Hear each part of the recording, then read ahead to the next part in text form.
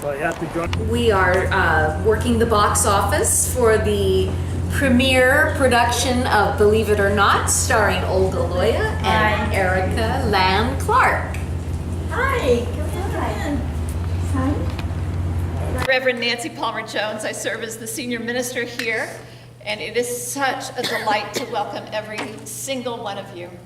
I believe with all of my heart and body and mind and soul in the transformative power of the arts, in their gift to be able to reflect us back to ourselves, to show us what it means to be human, to help us understand both our wonderful and our wounded parts, to invite us to ponder here in community. That's one of the special things about being here together in the sanctuary tonight, how we want to live, and most of all, to share this experience of laughter and maybe tears, of wonder at the amazing gift of life, and to go on this journey of the imagination together.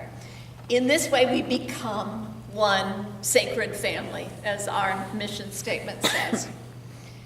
Especially in the most difficult times in the world and in our personal lives, the capacity of the artist to give us, to transform what is difficult into something meaningful and beautiful is what gives me hope and strength for all that we are called to do. So, I want to handle a couple of little housekeeping details before we actually get started, before I finish this introduction. One is that if you're new to this building, then you'll need to know where the bathrooms are. There's a bathroom right through that exit door and immediately to your right. There's also a full set of bathrooms downstairs. You can either take the stairs that are right outside that door to the right, or the elevator, which is just a couple of more steps down the hallway. If you haven't had a chance to offer your donation, we hope that you will. The box will be in Annie's hands. She'll come in from the lobby in just a second, and I know you'll be moved to do so. And finally, don't forget to turn off our phones. I believe that this is not a high technology performance and that we won't be texting or tweeting about the show during the middle of it, so we can turn them all the way off for the length of the show. And now it is my pleasure, my joy, my honor, my privilege to introduce to you our two artists for this evening. 35 years ago, when Olga Loya discovered storytelling, it was like a thunderbolt to her heart. She's now an internationally known storyteller, writer, teacher, and performance artist. She's also the recipient of the 2013 National Storytelling Network Oracle Circle of Excellence Award. For Erica Lann-Clark, when her children were grown and gone, that's when she began her career as a storyteller, a solo performer, and a storytelling teacher. Now she too is nationally known, and she has told her stories across the country, overseas, so that's internationally known, and at the prestigious National Storytelling Festival in Tennessee. They write, in these uncertain times, they want to draw people into the powerful, mysterious, unknown, of those unbelievable but true stories, because they show us the mystery, beauty, and kinship of all life. Here is Believe It or Not.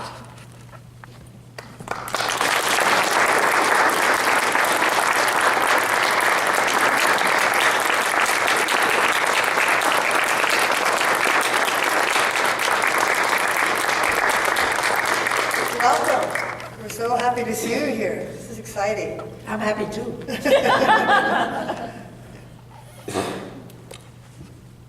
Okay. You know those unbelievable but true things that have happened to you. You have stories about them, and you only tell them to your good friends. Because I forgot that line. So, Because you don't want to be ridiculed. so, because you don't want to be ridiculed. Yeah. Well, it's true, isn't it? Yeah. Yep. We are going to tell you ours. And we hope you won't ridicule us. And skeptics, we know you're out there. Welcome. Well, just do the best you can. All right, My turn? your turn. You take us off to the Yes. story first. Yes.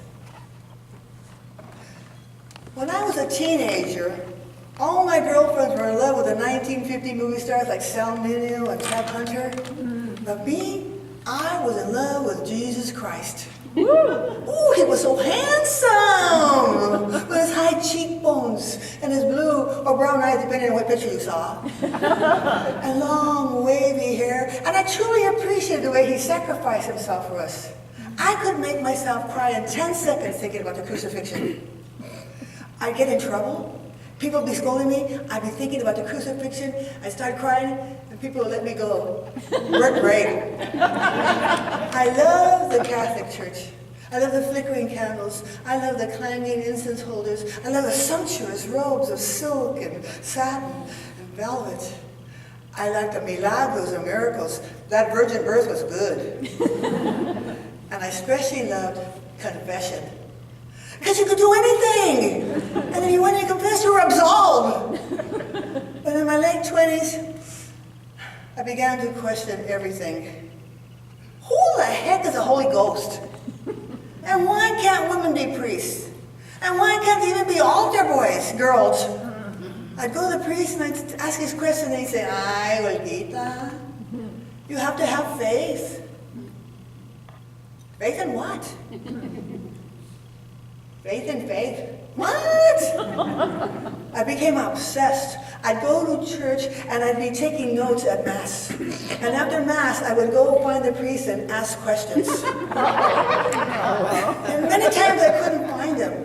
I found out later from the secretary that he was hiding from me. In my early 20s, there were too many unanswered questions. And so I left the church. Didn't you feel lonely? Well, kind of, but I also felt free. And 40 years later, 40 years? yeah, 40 years later, I got a call from my brother Phil. He says, hey, Olga, you're not going to believe this. And I said, what? There's an image of Jesus on a magnolia tree in front of our house. You know that tree with the big trunk? Oh, come on, Phil. I mean, I could see Carmen saying that. She's a born-again Christian. But you're a skeptic. No, really. It appears at night. And I thought, oh, no. Am I going to be flung back into my Catholic ways again? I wasn't sure I wanted to hear this. I mean, I'd broken up with Jesus 40 years ago. And then I said, tell me more. He said, yeah, it appears every night. And hundreds of people are coming to see it. And 3 TV stations came last night. That following week, my brother Phil and his wife Carmen picked me up at the airport. And we drove to Wilmington, California, where they lived. You actually flew down to see it? I had to! That night, as it was getting dark, I kept thinking, oh, I hope he's there. No, I hope he's not there. I hope he's there. I was like a human yo-yo. I went out and there were really hundreds of people there. But I could not see anything. I'm looking at the tree this way and that way. My 12-year-old niece came and took my hand. She said, ven, Tia, come. She took me to the front and she said, look, Tia, there is a pelo, the hair. And there's a corona, the crown.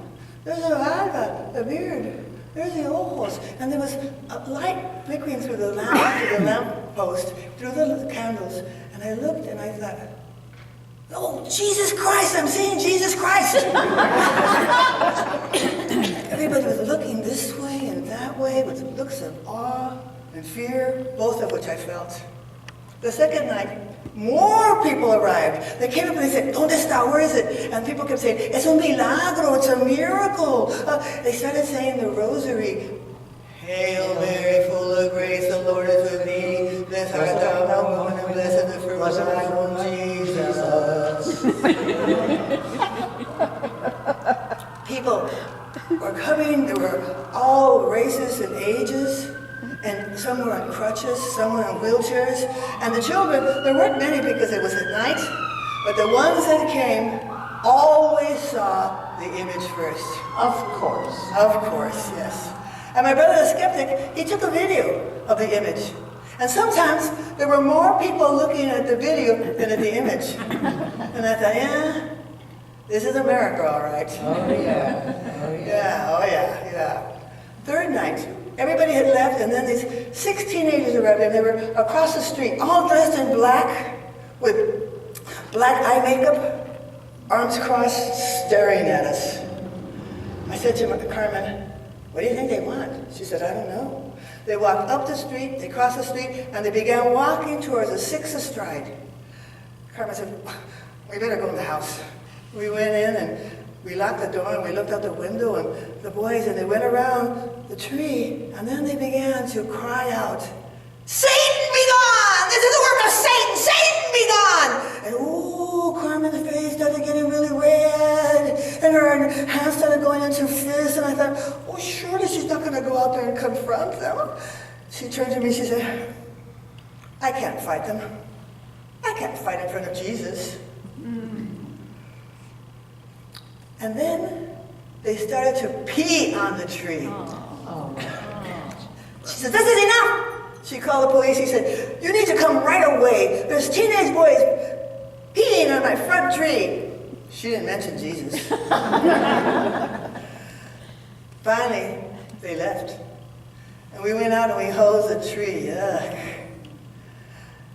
We had just finished hosing it when these 3 older teenage boys came up. And one of them had a guitar on his back, and he said, "Where is it? Where is it? We've heard about it." He said, "Well, it's right there." And they went up and they looked, and the oldest one said, "Oh, this is great. Oh, this deserves a song."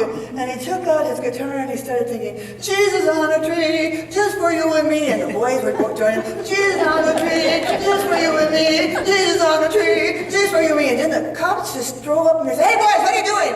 I said, "Oh, no, they're just admiring the image." The pink boys left. He said, "All right, go along, boys." And the boys left. "Okay, we're going." And they started to drive away, and then they came back. He said, "Hey, can we see the image?" We said, "Sure."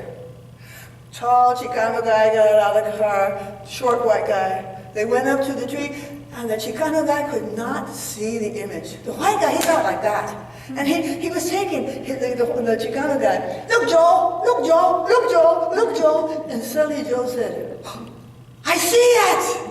Can I bring my family tomorrow?" So we said, "Sure." That next day, he came with his mother, his father, and his wife and children. And people were coming back and telling stories about the apparitions they had seen. And someone said, "Hey, you know what? There's a tree down the street, about 10 blocks, and it's got the image of the Virgen de Guadalupe on one side and a wing on the other side. You want to go see it?" We said, "Yeah, sure."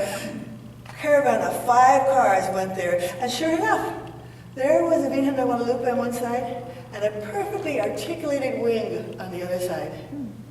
We came back, and the woman said to me, "You know, my father, he died suddenly. And I was so upset. The next day I went out and I looked at the sky and I said, 'Give me a sign that he's all right.' And she said, I looked up and there was a cloud and there was a face with a man that was wearing glasses." And she started to cry because she said, "My father wore glasses. I ran in and I took a photo." And I said, "Oh, do you have the photo?" She said, "Yes." And she brought it out, and there was a photo of a cloud with a face of a man wearing glasses. Oh, I felt like I was falling into a vortex of apparitions. I didn't want to be obsessed by images and apparitions. They were everywhere. Oh, it'd be so easy to go from place to place looking for them. Oh, no, I was afraid that I'd end up going from town to town begging for food because I wouldn't have any work. Oh, no, I couldn't do that. So I went home. But I found out that I missed the people and the stories. A week later, I called my brother and I said, "So he's still there?" "No." "What do you mean, no?" "Oh, you remember when we talked about the lamppost and the light going through the leaves? Well, people started picking the leaves and the bark for mementos. And now there are no more leaves, no more bark, no more Jesus Christ. People just are." And I said, "Yeah, Phil. People just don't get the big picture." Didn't that blow you away? Well, I always knew there was a power outside of me, and this sort of confirmed it. And you know, I figure that if you could have an image of Jesus Christ in on top of in front of a magnolia tree, anything can happen. Yeah. Well, maybe then I should tell you about my Oh, apparition. please do.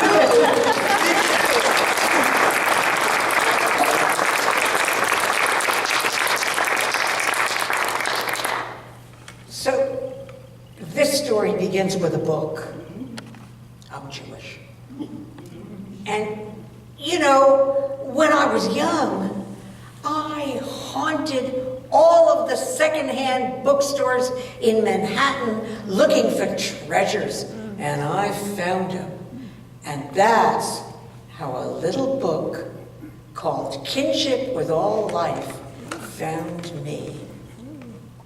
And it was written by an ordinary schlemiel from Hollywood. Just a PR schlemiel. J. Allen Boone was his name. And then he made friends with the first great movie star dog, Strongheart. And Strongheart the dog taught Boone the guy telepathic communication. And when Boone discovered he could do it, he began doing it with all kinds of animals. He did it with snakes, he did it with skunks. He even communicated with a bug. You know, just an ordinary housefly. He gave him a name, Freddie the Fly. And Freddie the Fly would land on the palm of Boone's hand. You know, where Boone could have gone. And just stand there. And Boone would stroke his little tiny wings, just the way he would pat a dog. And I loved that little fly. The little fly talked to Boone by landing on the letters of his typewriter. He was like a tiny Yoda. But, you know, I didn't tell anybody about this book because it was just too weird. I certainly didn't tell my husband. And, you know, then the business of life takes over. And even if you've read this amazing book, you get pregnant. Now that beats a book. So there was the first baby, and that was nice and lovely, and then all too soon there was the second baby. And then there was the marriage. You shouldn't want to know from it. And as it went further, you wanted to know even less. And then finally, of course, there was the hideous divorce. And after the hideous divorce, instantly, that ex-husband became an ex-father, got into an airplane in Manhattan, and flew to Los Angeles. And of course, he never had the money to fly back. So I became, you know, truly a single parent. And, you know, between the working and the kids and the working out the schedule of the kid, you know. I made too many mistakes at work. They let me go. I lost my job. I couldn't pay the bills. We couldn't survive in the city anymore. The only thing I could do was move in with my parents in the suburbs and take a job in a factory. And that's what I was doing when suddenly the phone rang in my parents' house and I picked it up. Hello, Erica. It's me, Vivian. Oh, Vivian. My city friend, Vivian the Scientologist. Vivian, I don't know if I'll ever get back to the city. I'm living with my parents and working in a factory. How did this happen to me? Erica, get a hold of yourself. Of course you can come back to the city. You just must do this one thing, Erica. You must go to the Scientology Center in Manhattan and ask them to take the basic communication course. It will fix your breakdown, Erica. It's what fixed mine. No, don't say anything. It's not expensive. Even you can afford it, even now. Just go take a look and call me, Erica, once you've looked. Goodbye. You didn't go, did you? Of course I went. It was in Manhattan. Any excuse to go back to my town. Yeah. And then when I got there, they said to me, yeah, you could do it once a week on a Saturday. Really, a day in Manhattan? And I only had to be there in the class for a couple hours. And then I could have a couple hours for just me in the city. Yeah. So I went. They taught us the foundation of all communication, which is, oddly enough, being able to hold your location. And so, to teach us this, they put us in pairs, and we sat knee to knee and eye to eye, and we had to look at each other without smiling. That was a flunk. If we laughed, it was a flunk. If we blinked, it was a flunk. And we had to do that until the buzzer went zzz, and nobody could do it. The whole class stunk. But finally, people began to be able to do it, and then even I could do it. And I did it without even blinking. And the coach said, okay, go to the E-meter. And the E-meter was in a room. It was the test, the E-meter test. And the room had a big old-fashioned desk. And behind the old-fashioned desk was an old-fashioned Brooklyn woman. And this Brooklyn woman, she saw me coming. She said, sit down, sweetheart, over there in the chair opposite me. All right. You see the little tomato cans on either side of you? Now, in a minute, I'm going to tell you to pick the cans up. But you see on the desk here, between you and me, is the E-meter. You could see the dial on your side? Good, because I can see it also on my side. So now, I'm going to ask you the test question, but first, please pick up the cans, little tomato cans. I picked up the little tomato cans, and the meter in the dial in the thing went back and forth, and she said, oh, good, it's working. And now just hold the cans and answer my question. And she asked me the test question, and I answered her.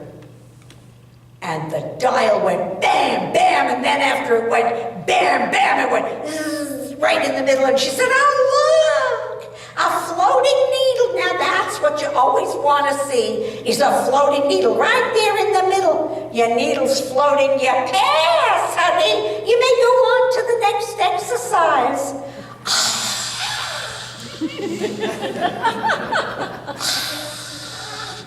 I always knew I was a genius. Anyhow, the exercises, one after another, I just went through them. They were so easy. I was a natural. My confidence came back. This really was fixing my breakdown. Ooh. Except we were heading toward the final class, which was called, well, exercise, not class. It was called Book and Bottle.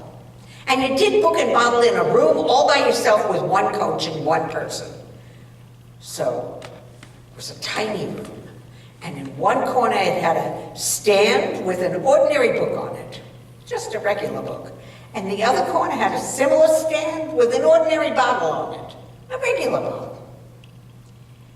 So my coach began. Walk over to the book. Thank you. Pick the book up. Thank you. What color is the book? It's blue. Thank you. And how much does the book weigh? I don't know. Maybe 3 ounces? Thank you. Put the book down. Walk over to the bottle. Thank you. Pick the bottle up. Thank you. What color is the bottle? I don't care what color the bottle is. It's green. Thank you. And how much does the bottle weigh? The bottle weighs 4 ounces. Thank you. Put the bottle down. Thank you. Walk over to the book. Thank you. Pick the book up. Thank you. What color is the book? Wait a minute. Thank you. How much does the book weigh? Whoa, wait a minute! You mean this mishigas, this insane mishigas about color and weight is supposed to fix my breakdown? But you know all the coach would say was, thank you.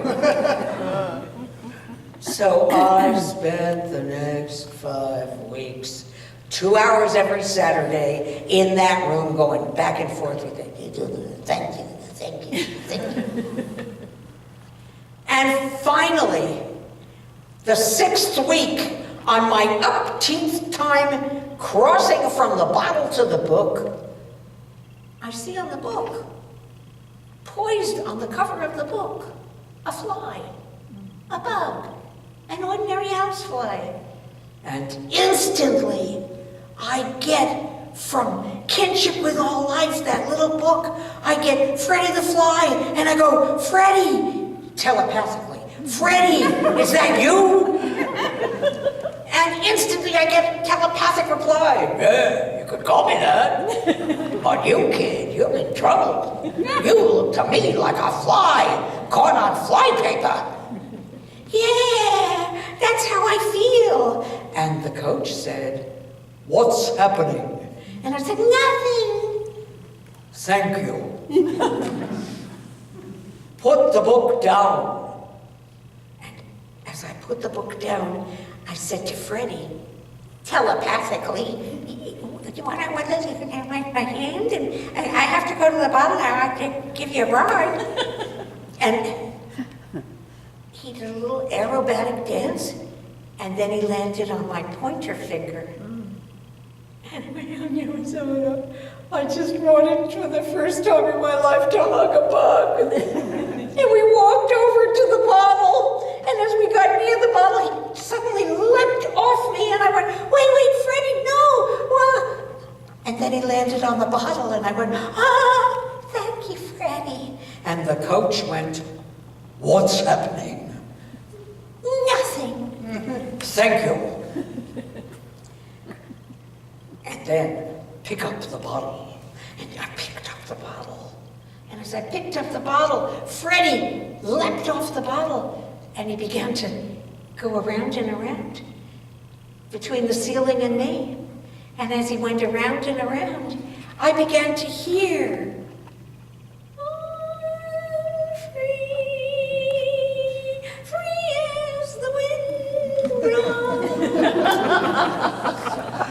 and I started laughing. And the coach said, what's happening? And I said, I'm not stuck anymore. I don't care. I could do this book and bottle thing forever. Now I'm flying. Me and Freddie, we're just flying. Well, Freddie's really flying and I'm walking, but it's simple. It's like flying to be walking. And I don't care what color the book is. You ask me what color the book is, and I'll tell you. It's the color of the night sky. And you ask me how much that bottle weighs, and I'll tell you. That bottle weighs as much as the universe. And the coach started laughing. Thank you. I think you're ready for the E-meter. I was so thrilled. I leapt out of that room, and I raced to the test. And I slid into the chair, and I got ready to pick up the cans, and then I remembered, oi, I forgot Freddie. Oh, what a selfish bitch I am. And suddenly, right over my head, an ordinary housefly, zoom, and he landed on the desk right between me and the E-meter. And he wasn't looking at me, he was looking at the E-meter. And I swear he was doing this. And if you know, if you're Jewish, that's what the rabbi does when the rabbi davens. Freddie was davening for me. And she asked me to pick up the can. I picked up the can. And she asked me the test question, and I answered. And she, and the needle, and she said, honey, look, you got a floating needle. You are clear, congratulations. And as she said that, Freddie took off. And you know, the window behind her was open. And he was gone. And I never saw him again. But I was truly clear, which is what I wanted to be. And my breakdown was fixed. And I told people after that, when they asked me about Scientology, you really went to Scientology? And I said, yeah, no, I really got something out of that course. Lots of people. But do you think I ever told anybody about the fly? Or, I never told anybody till now. You mean if I talk to a fly, it'll answer me?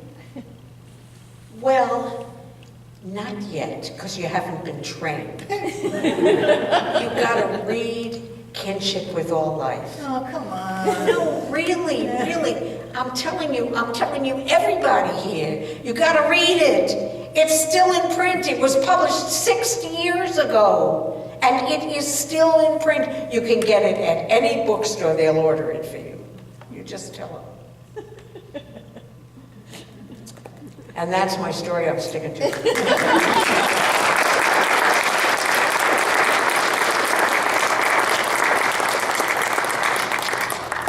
But now, last time you took us to LA. Now, where are you going to take us? Well, I'm going to tell you. All right.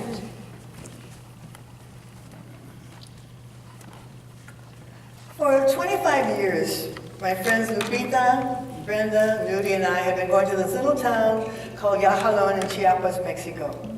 And when we go there, we always stay with our friend Carmelita. We sit around her big dining room table and we drink café con leche and we eat sweet bread, pan dulce, and we laugh and we talk and share all kinds of stories. And one day we were doing that when someone came running in and said, "Ay Dios, ha sido una matanza, there's been a killing, a mass killing." And we went, "Where? What? How?"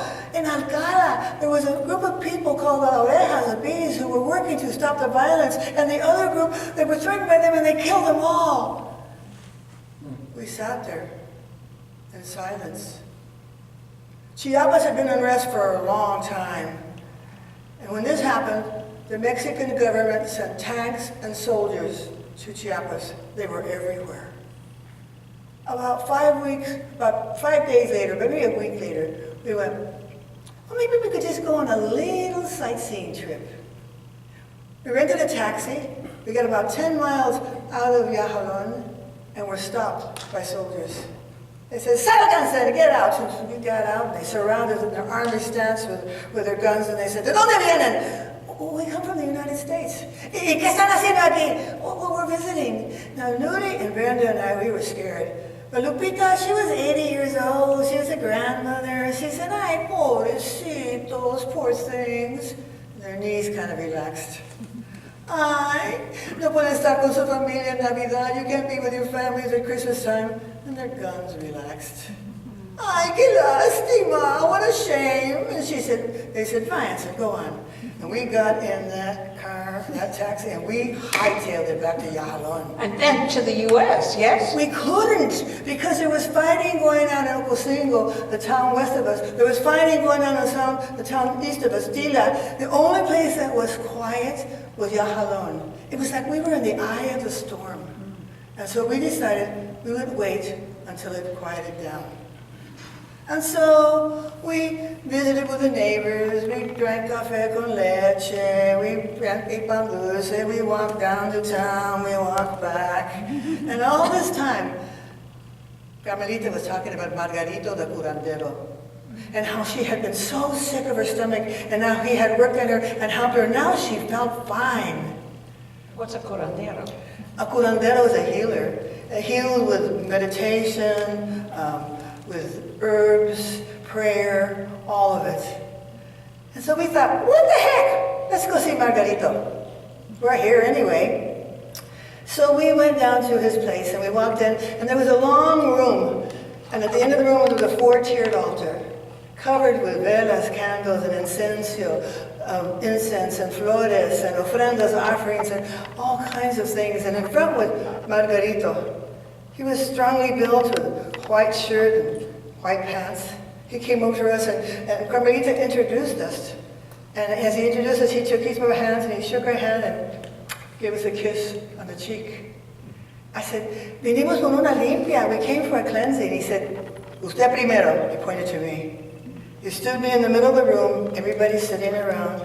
He took a bouquet of herbs, and then he began to pat me with the herbs, praying. Going around me, pat, pat, pat, praying, praying, pat, pat, going faster, pat, pat, pat. Pretty soon it was slap, slap, slap, and I thought, what the hell? I didn't say that, I thought it. And all of a sudden, I felt all this energy go out of me. He took my hand, and he told me things that I knew. He told me things I didn't know. He told me things I did not want to know. He did that with each of us. And when he got to Lupita, the 80-year-old, he said, "You know, Lupita, you have this vein that's clogged in the back of your ear. If you let me do a psychic operation, you'll have more energy. ¿Quieres hacerlo? Do you want to do it?" Lupita laughed. She says, "I'm 80 years old. I could use all the energy I could get." So that next day, we went to Margarito, Dudy, me, and Lupita. He sat Lupita down in the middle of the room. He told us, "Hold her hand because you two are strong." And he said to her, "Valero un poco, pero no mucho. It's going to hurt a little bit, but not much." And he took a piece of gauze, put alcohol in it, put it behind her ear, and he began to press. And as he pressed, he was praying and praying, and you could see it was hurting her. Her face was all squenched up, and it was hurting us too because she was squeezing the hell out of our hands. And then he said, "Está bien." And he showed us the gauze, and the gauze had little blood clots on it. And when we went back to our house, Carmelita's house, Lupita was talking to the neighbors. We got up in the morning. She was already up, drinking coffee, talking to everybody. She was like the Energizer rabbit. She had so much energy. She and Brenda decided that they were going to stay together and do things. But Nuni and I, we decided we were going to work with Margarito. So every morning at 10 o'clock, we went to see him for 3 weeks. And he would take the herbs and pat us, and he would tell us more information. He would pray and meditate, and we'd go home and we'd have to take those herbs and boil them and then bathe in them. And we had to take these candles that he'd give us and light them, and we'd have to put them in a circle and light each one. And then we had to meditate until the final flame went out. Oh, I wanted to stomp the candles, but I couldn't, I wouldn't. I tried to be patient, but I was. Oh, it's terrible. And then one day he said to me, "Olga, you need a psychic operation. you have 2 spots right here on your breast. I want to operate. I said, no. He said, ¿Cómo que no? What do you mean no? It's close to my heart. And what if something happens? We can't get out of here. No, tengo miedo. I'm afraid. No, no puedo hacerlo. I can't do it. ¿Cómo que no? Look what happened with Lupita. No, no puedo hacerlo. I can't do it. I'm too afraid. No, please, please, no, no. We had the same conversation for a week. And then one day he said to Nuri in front of me, Olga no tiene fe. He said you don't have faith? Yeah, and I said to him, listen, I don't have faith to have that operation. That's true. But I come here every day and I do everything you ask, don't I? And he looked at me and said, sí. And that was the end of that conversation. We were going home from Margarito and a friend came up and said, have you heard? And we said, no, what? Someone was killed in Ocosingo. There's fighting going on in Tila. And Nuri and I looked at each other and Nuri said, things are not quieting down, Olga. We got to get out of here. So we went to Carmelita and told her what our friend had said, and she said, you're right. I will see if I can find a truck to get you out of here. Well, meanwhile, we were still going to see Margarito, and he said, yo siento que algo va a pasar, pero no sé qué. I feel like something's going to happen, but I don't know what. I want you to go and buy 2 wooden rosaries and bring them, and I will put them by St. Christopher. He's a patron saint of travelers, which we did. And on the day that we were leaving, he said, he put the rosaries around us. He said, wear these as you travel. And if something happens, you take each bead and say, por el amor de Dios, and then you ask for what you want. You wear it. So he said, all right. And as we were walking out, he said, una cosa más. One more thing. No tienen que tener mucha fe, pero necesita un poco. You don't have to have a lot of faith, but you need some. We had no idea what that meant. But we didn't have time to ask. We had to go home and pack. And that night, we snuck out in a truck to Ocosingo and took a 17-hour bus ride to Mexico City. And when we got there, we were like, yay, we're safe now! Woo-hoo! That afternoon, I was sitting in the lobby and I heard somebody say, Olga? I looked up and it was my friend John. I'd known him for years. He was an investigative reporter. And I said, what are you doing here? He says, I live in this hotel. I just got back from Chiapas. Ah, so did we. We sat down and we talked. And as we were separating, I said to him, hey, can you recommend a good restaurant? He said, oh yeah, there's this really good Chinese restaurant. I'll give you the directions, which he did. I went back to my friends. I told them about John. I told them about the restaurant. Lupita didn't want to go. She was running out of energy by that time. But Nudi and Brenda and I wanted to go. But there had been a lot of robberies. So we decided we didn't want to take a backpack or a purse. We carried the money on our bodies. And we began looking for that restaurant. And we walked, and we walked, and we walked, and then we walked some more. And finally, we couldn't find it. And we were so hungry. We came to an alley, and in the alley there was a big sign, Restaurante Chino. Yay! So we went and had one of those roll-up doors, long room. We had a 3rd table from the front.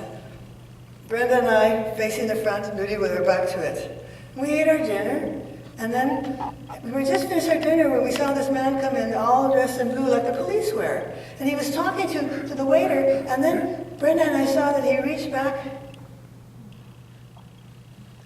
and he pulled out a gun and he put a clip in.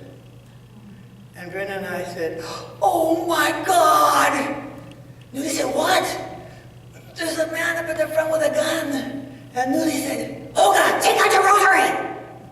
Which I did. And we began to pray. Por el amor de Dios, protégenos en este lugar. Por el amor de Dios, protect us in this place. Por el amor de Dios. And we're praying. And he comes, the robber came up with the waiter and the cook, and he stops at Nudi. He puts his hand on her shoulder, and I think, oh, what's he going to do? And he says, cálmate, cálmate, todo está bien, calm yourself, everything's fine. And he went back, and he said, did you hear that? Keep praying! And by this time, we are spinning that rosary. Por amor, por amor, por amor. And Brenda, she's praying. I don't know what the heck she's praying, but she's going, por amor, por amor, por amor. She said, I I can see he's taking everything from the people. He's putting them in a purse. And then we heard, Ándale! It was a lookout man. And the robber went to the lookout man and came back. And as he was walking back, he put his hand under his shoulder and said again. And I thought, oh no, what's he going to do now? He said, Está bien, comen. You're fine. Eat. And he went to the back. Well, we didn't have any food. All we had was our tea. So we're trying to drink our tea. Slurp, vámonos, slurp, vámonos, slurp, this is going as fast. And then Nudie said he's putting them all in the bathroom. He's closing the door. And then we heard click. Someone had locked the door from the inside, and he went crazy. He kicked the door down. He stood in the bathroom with a gun pointing to the front, and then he turned and he looked at us. And pow, pow, pow! And then he shot. Pow, pow, pow! Let's do it again. Yeah. And then he shot. Pow, pow, pow! He walked out with the lookout man and left. And we sat there in stunned silence. And then Nudie leaned forward and said, do you think he thought we were nuns? And then we heard this crying right behind us. There was a couple there that we didn't even know were there. It was like they'd been caught in our protective bubble. She was crying. We talked. We decided we would walk out. And we walked down the alley, saying to each other, despacio, despacio, slow, slow. Because we didn't know if they were behind us.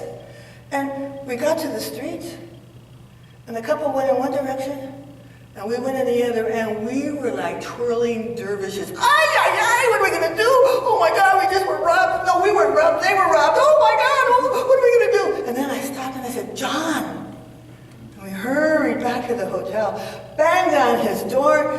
He opened the door. He said, what's the matter? And all three of us said, no, no, no, no, no, no. He said, stop. Olga, tell me what happened. And so I told him about the robbery. He laughed. He said, I got three things to say to Olga. One, that wasn't the right restaurant. Two, don't go to the police because they will keep you there because they'll keep you as witnesses. They won't let you leave the country. I'll go see what happened. Three, Olga, you're going to have a good story. 2 days later, we left Mexico. We were sitting in the airport and Nudie said, oh, I'm glad John came back and told us that everybody was all right. I said, yeah, if it hadn't been for Margarito, we probably would have been with him. And then I looked at her and laughed and I said, you don't have to have a lot of faith. And then she laughed and said, but you have to have some. What happened to the spots on your left breast? Oh, when I got back to the United States, I went for a mammogram, and they found 2 spots exactly where Margarito had said they were. Wow. And they were so deep, they couldn't use a biopsy needle. I had to go under the knife. So now, when I go back to Yahalon, I do everything Margarito I truly learned, understood the experience of I truly learned the power of the unknown in that experience. And it changed the way that I look at the world. Now you can talk.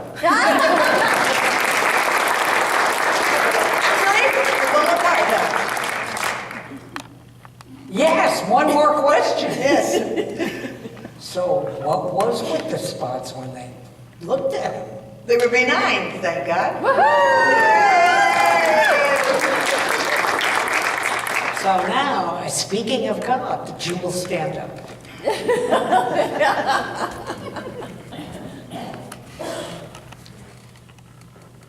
So did I tell you what our rabbi said on the holiest night of the Jewish year, Yom Kippur? No, what?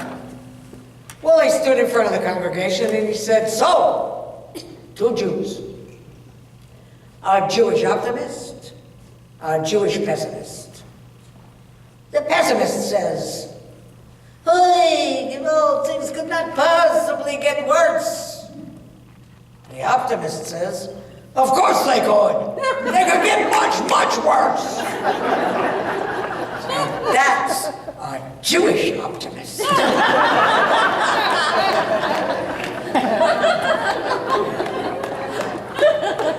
I figured you'd like it for the Trump era.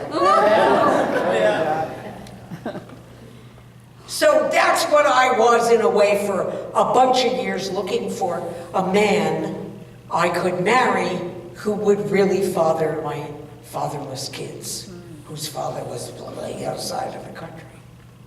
But finally, after 5 years, I went to my dad and I said, "I couldn't find one, Dad. I really, really couldn't.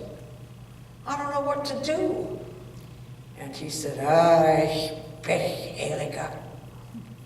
You did the best you could, but it didn't work. So now you look at these boys, no more 4 and 6. Now this one is 11, this one is 13, almost teenagers, one teenage and one almost. They need their father. They need more than 6 weeks in summer vacation to be with Papa. They really need it. So, since you could not find yourself a man, you will have to schlep with the boys and move closer to their father so they can have a father. And I will give you the white Plymouth. It is a very good car. It will get you there. Thanks." And Erica, one more thing. Please, please, please, before you leave with the boys, take them to a barber.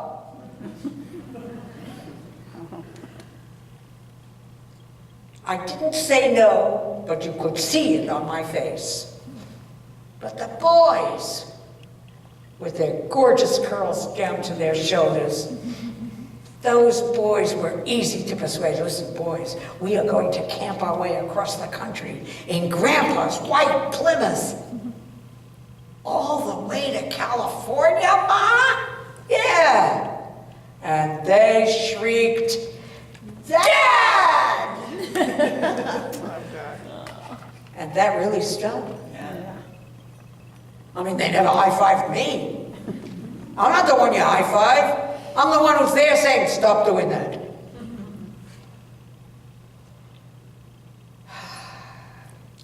But we left. We packed up and we left. And of course I was the only driver. I was the only adult. And day one started out so fine.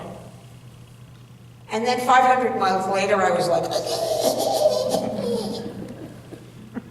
disaster. Day 2, enter the Midwest heat wave. Day 3, we got lost. And now, day 4, it started out okay again. But now here we are, driving on a road where there is nothing, no human habitation, just cornfields, and fields, and fields, and fields, and nothing but fields, and my eyes are closing, and there's no place to pull off the road. And then I see a place, and I take it, and it takes me into a ditch by a cornfield. And the boys swear they can't sleep there. But look at them now.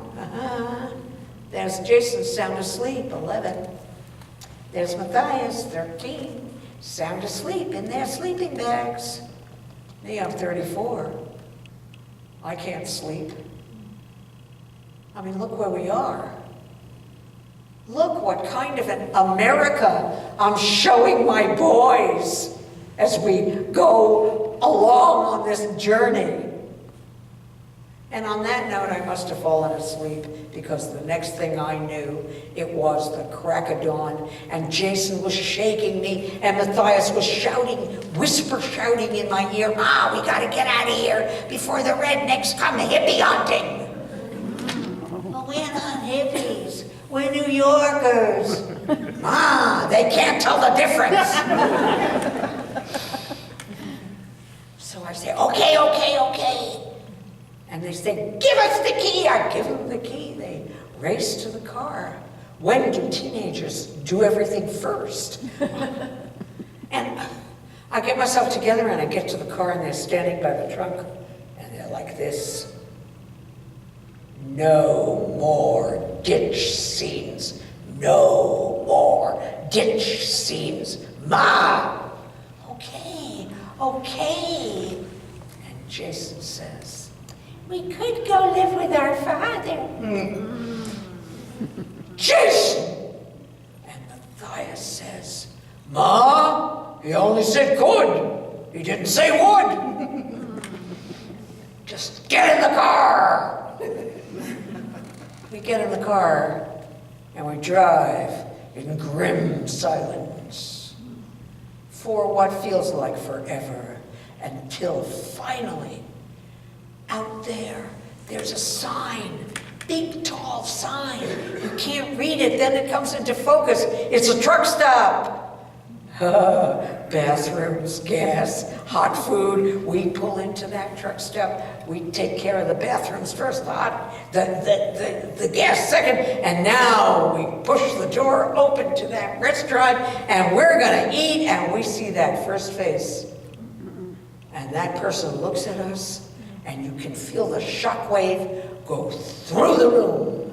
Hippies. And I think, okay, they're not gonna serve us.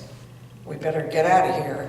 But the waitress comes, and she's very officious. "Come along, I got a table for you. I got a table for you." And she takes us out to outer Siberia, not in this room where the real people eat. And they're out in outer Siberia all by ourselves. We eat, and we pay, and then we get up, and I say to the boys that we are walking as tall as we can through that room. And they go, "Yeah, sure, Mom." And we walk tall as we can. We get to that front door, and I'm pushing the door open, and we hear, "Give him a haircut." And Matthias looks at me and says, "I told you so, Ma. Rednecks. This is a really bad neighborhood, Ma. We gotta get out of here." And we race to the car. We get in the car, and we open up the AAA map. And we look at it, and we see a road, the road that we're on. And a few miles up, like maybe 20, 30, 40 miles at the most, there's a road that hangs a left and heads south. And we're lefties. And we like it hot. We hang the left. And as soon as we hang that left, all the cornfields are gone. And now it's just brown earth and forest land. It's kind of nice. And then blam, that's gone. And now the earth is red. Red earth and sudden, magnificent red wind sculptures so tall, piercing into the turquoise blue sky. I've never seen anything like it. It's gorgeous. Desolate. Tarantulas. Scorpions. Oh my God. We couldn't get out of the car here. I had to get them to a town. So I drive like a banshee and we pull into a town just as the sun is hitting the horizon. And it has a motel row, and I think, oh, great. We're gonna get showers. And I pull up the motel row, and no vacancies, no vacancies, no vacancies, no vacancies, all the way up the hill, but the one at the top. We're gonna stay there. And I pull in, and I get into the office, and she's putting a sign in the window. And I say, no vacancy. And she says, I just rented it. It's my last room, honey. I say, any more motels around town? She says, oh no, Motel Row, that's all we got. Oh. I cannot let them know this. We have to do something, but I don't know what we're gonna do. I have to buy time. I'm gonna take the car to a gas station. We'll gas up. We pull into a gas station. I pull up to the pump. And the boys know they've been doing their jobs. Wash the windshields, wash the side windows, get rid of the garbage, fill the tank, pay the guy. And there's a sign, low to the ground. It says Navajo National Monument. The arrow points right. And I hang the right, and they in the back seat scream like women who've lost everything. No, Ma! What are you doing now? I'm driving uphill. And they shut up. And they drive up in silence. And as we get to the top of that hill, it opens out. The road opens out, and we are in the strangest cross between a parking lot and a park that I've ever been in. There's plenty of places for cars to park. We're the only car in the lot. And in between those rows of spots, there are big grassy alleys with a couple of shade trees. And at the far end, big rooms that might be bathrooms. We drive to the far end. We park.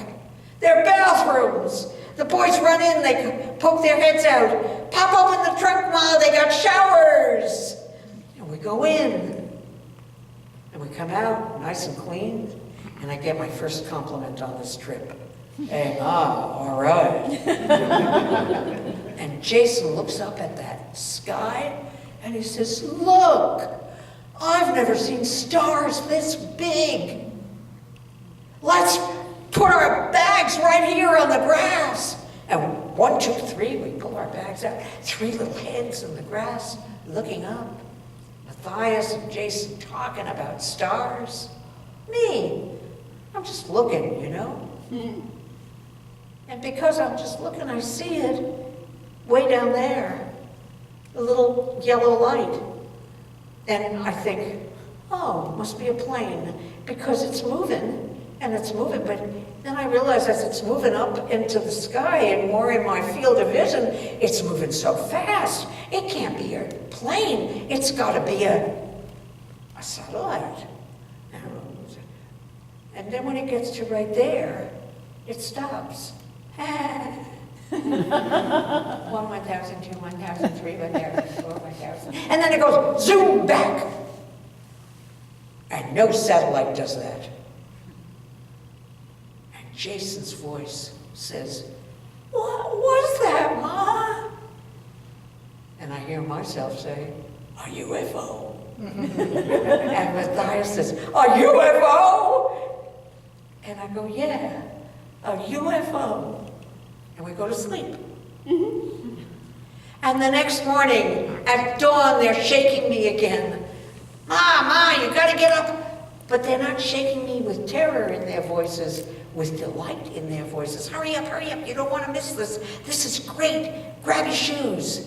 We'll be right over there. I grab my shoes and I run after them to the edge of... This is a cliff. Oh. And there's one over there. We're on a canyon wall, and down there in the belly of the earth, the sun is rising out of the belly of the earth. I've never seen anything like that. I've never been any place high enough to see that. And I feel so happy just to be alive. And as the sun rises higher and higher into the canyon, it reveals the opposite canyon wall. And there's a great overhang. And tucked underneath that overhang, Jason shrieks, Ma! Apartments! Well, he can hardly get his mind around it, let alone his vocabulary. It's the only word he knows. And I go, yeah, Jason, thousands of years old. And Matthias, always 15 paces ahead of us, he says, I found a trail down, come on. And we go down. And we go across the canyon floor. And we come to that overhang. And we stand there, looking at those ancient dwellings with ladders made of rope between them. One story to another.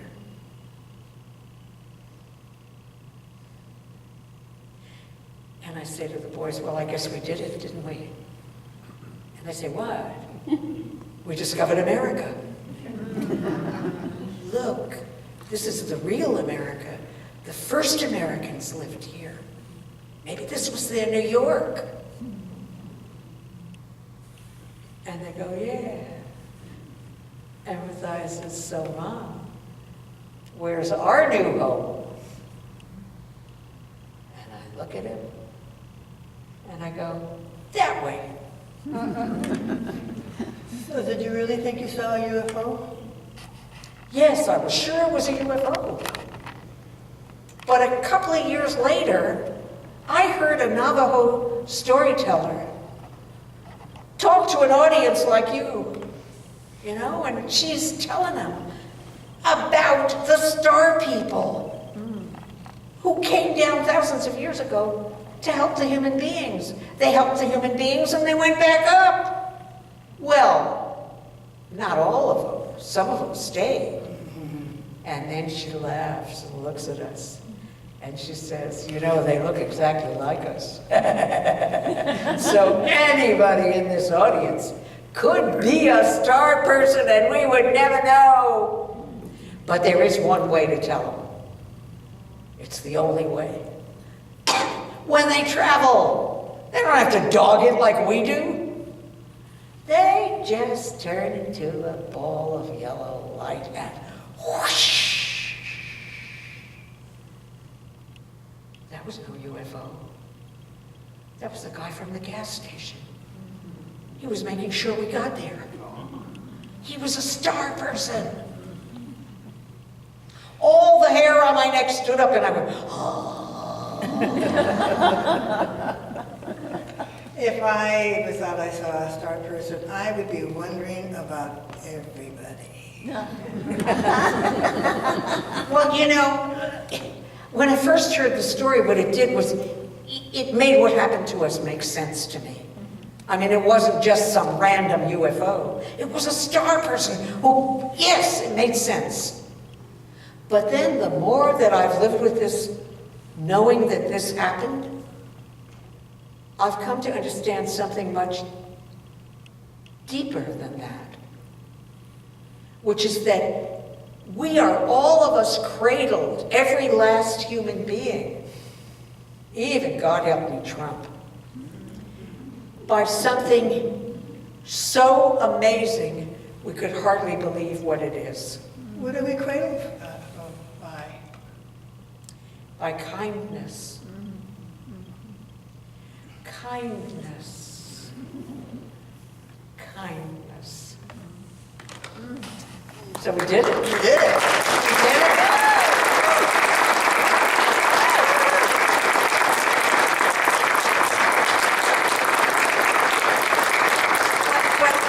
But you're not finished yet.